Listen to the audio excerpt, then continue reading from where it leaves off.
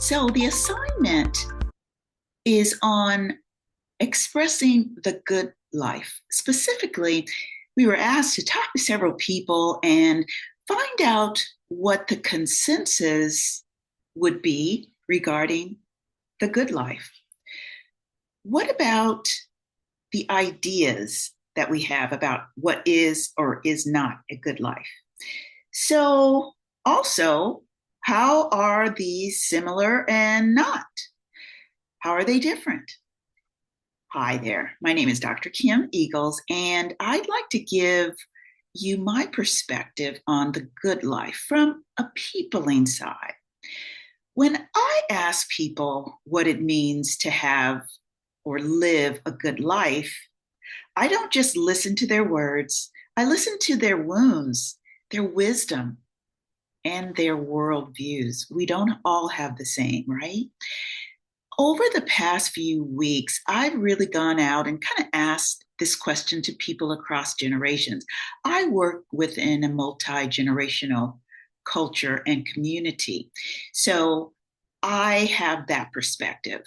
So the answers were varied, as you can imagine, based on life experiences. So, for example, a retired grandmother said, "The good life is waking up with peace in my heart and also knowing that my children are okay," right? Additionally, a college student stated, "Well, it's freedom. It's the freedom to explore, to fail, and to find out who I am." I asked a pastor as well, and their response was, "It's living in obedience and in obedience to God, even when it's uncomfortable." I asked a single father as well, and the response was, "It's being present." I like that. Not just perfect, but present. I asked a middle schooler even, "It's when people laugh with you and you don't feel weird." Absolutely. That is exactly how most of us feel in a lot of these situations. Others state that it's peace. Some emphasize that relationships, while others focus on resilience, for example. And while in language it differs, in a common thread that we're finding is that most people are longing for connection and or meaning and something that's sacred in their experience of truly being known. For someone who's spent several years just helping families and generations to really communicate with emotional fluency, I've really learned that the way that we ask this question and these questions and the way we receive the answers, it's just as important as answering them ourselves. That's where communication of ethics really comes in. To me, ethical communication means listening with reverence. It also means honoring the story that people might have in the meaning behind the statement. It also means resisting that urge to correct or compare or to categorize individuals and instead create this space where people feel safe in their particular truth, right? Even when it differs from mine. Biblically, it reminds us that Jesus didn't just speak truth, he embodied it, right? We ask these questions. Actually, he listened deeply. He met people where they are and where they were, as he still does, not where he wished they'd be.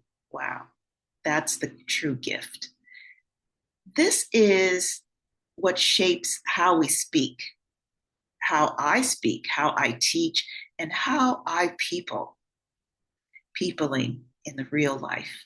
So, yes, the good life looks a little different to different people, but when we approach these differences with curiosity, with compassion, and make sure that it's Christ centered and in humility, we don't just communicate ethically, we communicate directly.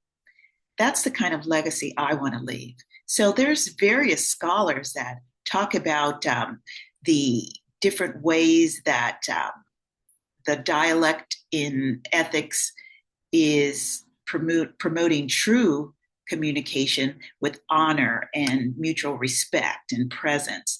And also the philosophy that teaches that communication really treats others as a sacred subject. I really like that, not objects to be managed. And another researcher states that the one who advocates for intercultural sensitivity while reminding us that ethical listening requires cultural awareness and humility. I love that in my own work, rather than whether I'm speaking to families or doing a workshop or some type of facilitating in, the schools, etc. I try to model this truth. Communication is never neutral. Wow, think about that. It either builds or it breaks. It either heals or it harms. So I ask someone about the good life. I'm not just asking the question, I'm really offering a mirror.